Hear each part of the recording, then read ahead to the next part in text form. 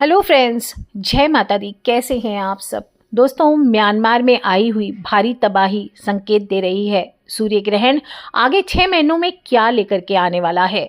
आप सभी को पिछले कुछ समय से बताती आई हूँ कि 2025 विनाश का साल है, लेकिन प्रकृति अब धीरे धीरे अपने आप को प्रूव कर रही है और आने वाले 6 महीने और उसके बाद फिर विंटर्स में भारी तबाही मचने की आशंका है।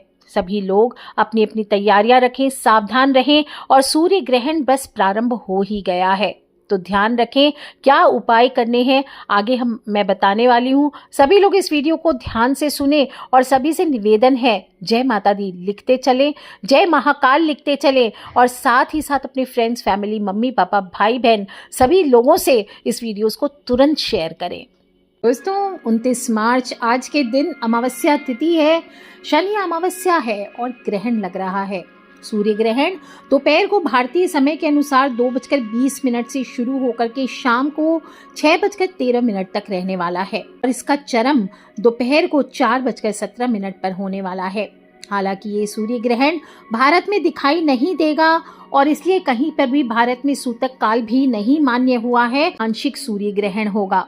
ये usually Denmark, Finland, Greenland, Holland, Norway, Hungary, Germany, Belgium, Spain, France, Sweden माने यूरोप के बहुत सारे देशों में, लिस्ट में दे रही हूँ ताकि आप देख सकते हैं। उत्तरी अमेरिका यानी कि नॉर्थ अमेरिका में दिखाई देगा, कनाडा के पूर्वी हिस्सों में और अमेरिका के ईस्टर्न जोन में दिखाई देगा। साउथ अमेरिका में ब्राज़ील हुआ, बारबाडोस हुआ, बरमूडा हुआ, सुरीनाम हुआ, यहाँ दिखाई देगा। अफ्रीका में दिखाई देगा, मोरक्को में और उत्तरी ध्रुव में एंटार्क्टिक, अटलांटिक आदि महासागर में दिखाई देने वाला है। क्योंकि भारत में ये सूर्य ग्रहण दिखाई नहीं देगा, इसलिए ध्यान रखना है जहाँ जहाँ सिर्फ ग्रहण दिखाई दे रहे हैं वहाँ पे 12 घंटे पहले सूतक लग चुका है।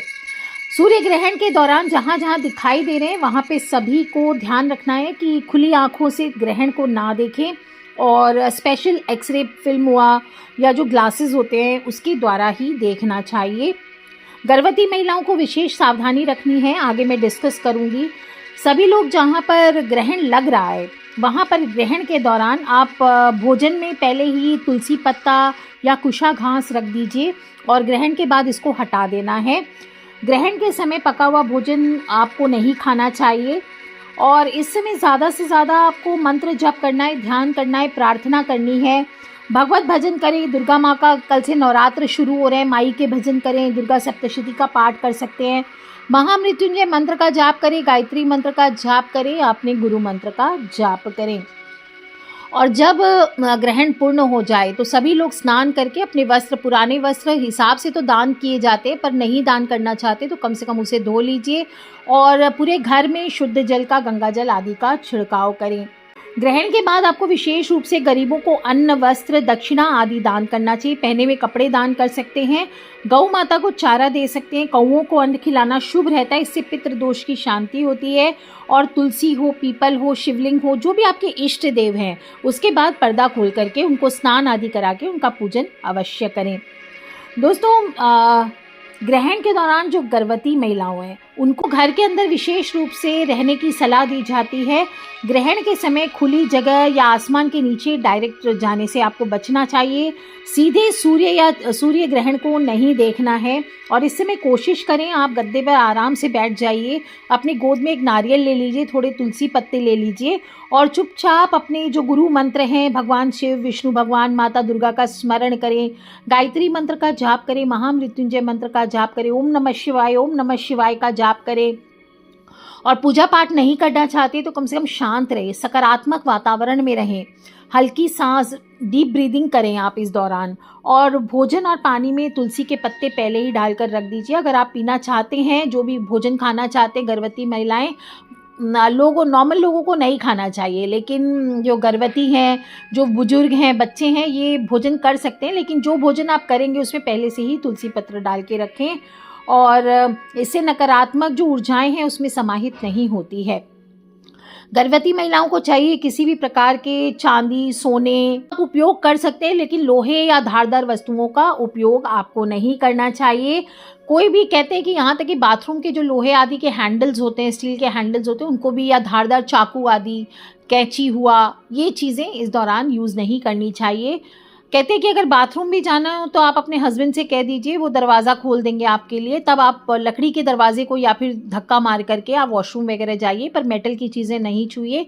कई लोगों को देखने में आया कि कट होता है लिप्स के ऊपर, आपने देखा होगा नोज़ और लिप्स के बीच में, कहते हैं ग्रहण की वजह से ही होता है। तो थोड़ी सी सावधानी हो सकता है ये मिथ हो, कोई इसका प्रमाण नहीं है, लेकिन फिर भी हो सके तो सावधानी रखिए, थोड़ी सी मानने में कोई हर्ज नहीं है। और भोजन ना करें, कोशिश करें जहाँ तक भोजन ना करें, और बहुत लिमिटेड भोजन कर भी रहे हैं तो बहुत लिमिटेड भोजन आदि करें। और सोना नहीं है आपको, ये नहीं कि ग्रहण है 4 घंटे का तो मैं सो गई, सोना इस समय वर्जित माना गया है। इस समय जागृत रहें और सकारात्मक अपने आसपास ऊर्जाएं बना करके रखने की कोशिश करें। किसी भी प्रकार की नकारात्मक चिंताएं या नकारात्मक भाव, क्योंकि बच्चे पर असर पड़ता है, वो आपको नहीं लाना है। चिंता हो, भय हो, इसको अपने जीवन में स्थान ना दें। और आपके लिए विशेष मंत्र में बता देती हूँ, गर्भवती महिलाएं आप ओम भूर्भुवः स्वः तत्सवितुर्वरेण्यम भर्गो देवस्य धीमहि धियो यो न प्रचोदयात्, इसका जाप करें। जो सभी लोग हैं वो ओम त्र्यंबकम यजामहे सुगंधिम पुष्टिवर्धनम उर्वारुकमिव बंधनान् मृत्योर्मुक्षीमामृतात्। दोस्तों, जो ये ग्रहण है ये साधारण नहीं रहने वाला है, बहुत बड़ी तबाही लेकर के आने वाला है। मैं आप सबको नहीं डराना चाहती हूँ।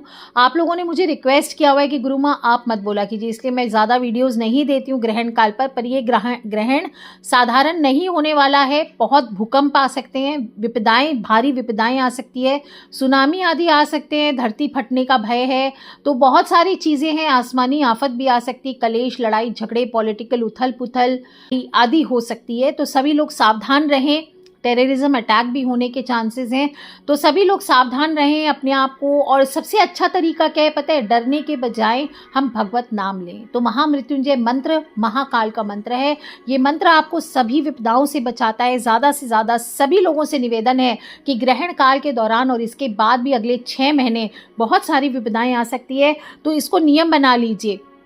कोई भी रुद्राक्ष की माला हो, कोई काले हक्की की माला हो अभिमंत्रित, उससे आप ओम त्र्यंबकम यजामहे सुगंधिम पुष्टिवर्धनम उर्वारुकमिव बंधनान् मृत्योर्मुक्षीमामृतात्, इस मंत्र का ज़्यादा से ज़्यादा जाप करो। कुछ नहीं कर सकते तो ओम, सिर्फ ओम का जाप करें, नहीं तो ओम नमः शिवाय, ओम नमः शिवाय, इस प्रकार से दोस्तों आपको करना चाहिए।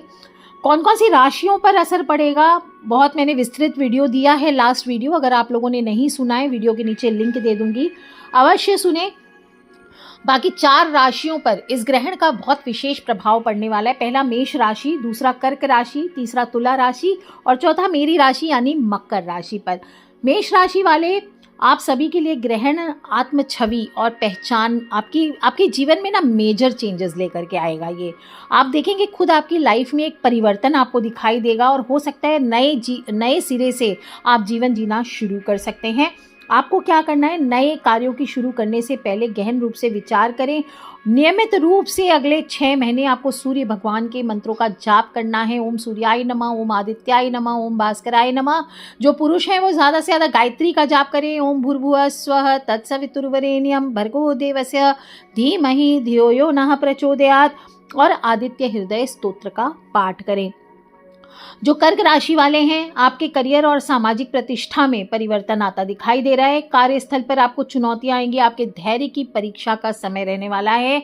आपको ज़्यादा से ज़्यादा शनि देव के मंत्रों का जाप करना है। ओम शम शनिश्चराय नमः, ओम शम शनिश्चराय नमः। हो सके तो पीपल की पूजा कीजिए, और शनिवार के दिन और ग्रहण के बाद ज़रूरतमंदों को आप काले तिल और उड़द की दाल का दान करें। बात करते हैं हम तीसरी राशि यानी तुला राशि वालों की। तुला राशि वाले, आपके संबंधों में बहुत तनाव आता दिखाई दे रहा है। सावधान रहें, बिल्कुल सावधान रहें, और पर्सनल लेवल पे भी और प्रोफेशनल लाइफ में भी तनाव आता दिखाई दे रहा है। तो क्या करना है, आपको निर्णय लेने की क्षमता में अगर कठिनाई हो रही है, सबसे पहले अपनी कुंडली चेक करा करके आप सभी को तुरंत आपको कुंडली के जो भी आपके ग्रह वीक हैं उसका उपाय करना चाहिए। और दूसरी चीज़ है, माँ दुर्गा की उपासना कीजिए। दुर्गा सप्तशती का नवरात्रि आ रही है कल से, तो ज़्यादा से ज़्यादा हो सके दुर्गा सप्तशती का पाठ, चंडी पाठ आप स्वयं से कीजिए या कहीं पर भी संकल्प दे करके करवाइए। और जब नवरात्र पूर्ण हो तो कन्याओं को मिठाई दे करके, सफ़ेद वस्त्र दे करके आपको उनको सफ़ेद चीज़ों का दान करना चाहिए। ये आपके लिए लाभकारी रहेगा। और नहीं कर सकते अगर अभी, तो शुक्रवार, किसी भी शुक्रवार को कन्या पूजन अवश्य कर लीजिए। Last but not the least, चौथी राशि जो अफेक्टेड है सबसे ज़्यादा वो है मकर राशि, यानी मेरी राशि दोस्तों।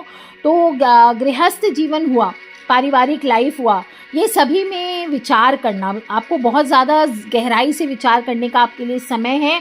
और अतीत में जो पास्ट में आपके लाइफ में घटनाएं हुई है उसको चिंतन करते हुए आपको भविष्य की योजनाएं बनानी चाहिए। ये आपके लिए बहुत लाभदायक रहने वाला है। आपके लिए बेस्ट है आप नियमित रूप से हनुमान चालीसा का पाठ कीजिए। मंगलवार का दिन आपके लिए आने वाले समय में विशेष होने वाला है।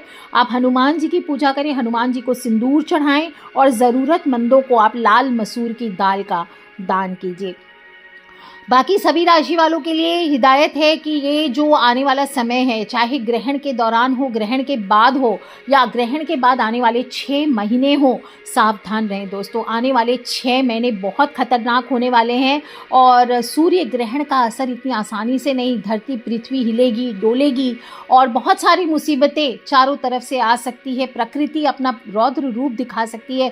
तो सबसे पहले तो महाकाल की आराधना करें और ओम नमः शिवाय, ओम नमः शिवाय।